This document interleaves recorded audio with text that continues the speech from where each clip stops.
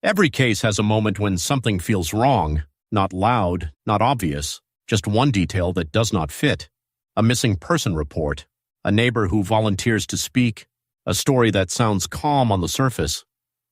At first, investigators were searching for a missing woman, but within days the search would lead them somewhere much closer than anyone expected.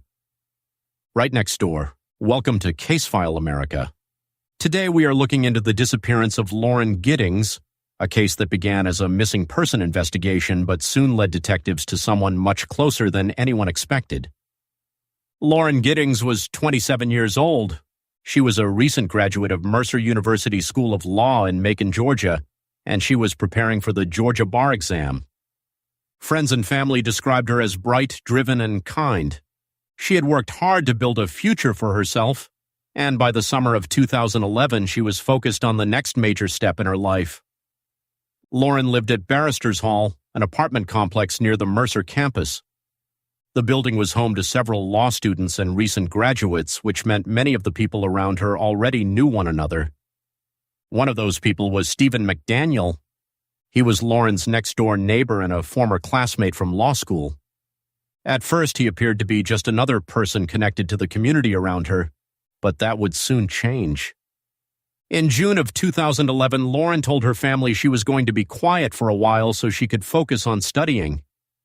At first, no one was alarmed, but then the silence went on for too long. By June 27th, friends and family had started to notice that Lauren was not responding. Calls were not being answered. Messages were not being returned, and the people closest to her began to worry. On June 29th, concern grew stronger. Lauren's sister learned that friends had also been unable to reach her. What first seemed like a busy study period now felt different. Her family contacted police and a missing person report was filed.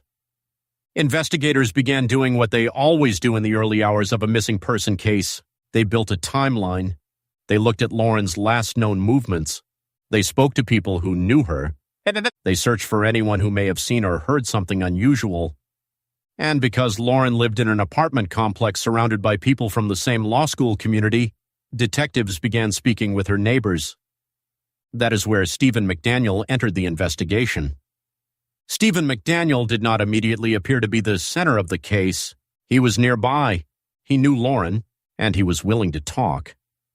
In fact, he spoke publicly about her disappearance, presenting himself as a concerned neighbor who wanted her found. To anyone watching casually, he may have seemed cooperative, but investigators often look beyond cooperation. They pay attention to timing. They pay attention to what someone volunteers. They pay attention to whether a person is giving information or trying to shape the story. And in this case, Stephen's behavior began to stand out, not because of one single moment, but because of several small details that together made detectives look closer. One of the most remembered moments in this case happened during a local news interview. Stephen was speaking with a reporter about Lauren's disappearance. He described her as someone he knew and suggested that something may have happened to her away from the apartment complex. And then during the interview, the reporter received new information. Police had discovered partial human remains near the apartment complex. Stephen's reaction changed immediately. He appeared shaken. He said he needed to sit down, and the calm tone of the interview shifted. On its own, a reaction like that does not prove anything. People respond to shocking news in different ways, but investigators were already looking closely at the people around Lauren, and after that moment, Stephen McDaniel became harder to ignore. Stephen later went to the police station, along with others connected to Lauren, to give a statement. The interview lasted for hours. During questioning, detectives asked about his connection to Lauren, his movements, and whether they could search his apartment. At first, Stephen was cautious. He was a law school graduate, and he understood the legal implications of allowing police into his home. He initially resisted a full search, explaining that he was protective of his rights and his private space. Eventually, detectives were able to look inside, and as the questioning continued, several details began to concern investigators. Detectives noticed scratches on Stephen's body. He gave an explanation, but investigators continued comparing what he said to the rest of the evidence. Then another strange detail emerged. Stephen admitted to entering other people's apartments and taking personal items. It was not a confession to Lauren's murder, but it showed detectives that he had been entering private spaces without permission, and that mattered. Because Lauren's apartment was at the center of the investigation. As investigators searched deeper, the case against Stephen McDaniel began to build. Authorities found items and information that connected him more closely to Lauren's apartment and the surrounding area. Among the evidence were keys, tools, and material that investigators believed were important to understanding how someone could have entered Lauren's home. Prosecutors would later argue that Stephen had planned the crime. They also pointed to digital evidence connected to Lauren's apartment window, evidence that suggested she had been watched before the crime occurred. At that point, the case had moved far beyond a missing person investigation.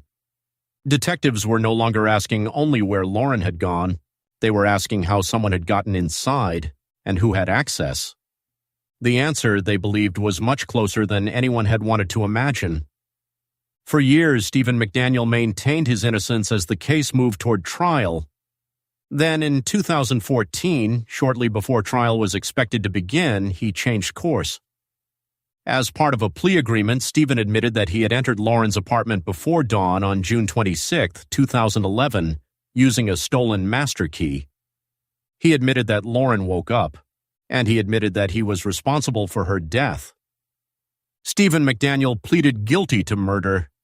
He was sentenced to life in prison with the possibility of parole after 30 years. For Lauren's family, the legal outcome answered some questions, but it could never undo what had happened. Lauren Giddings was not just the victim in a criminal case. She was a daughter, a sister, a friend, a young woman with a future that should have continued. Some cases are solved by one dramatic discovery. Others are solved slowly, a timeline that does not match, a reaction that draws attention, a statement that feels too controlled, a detail that investigators refuse to ignore. The disappearance of Lauren Giddings began with silence, but the truth was not far away. It was next door. This was Casefile America.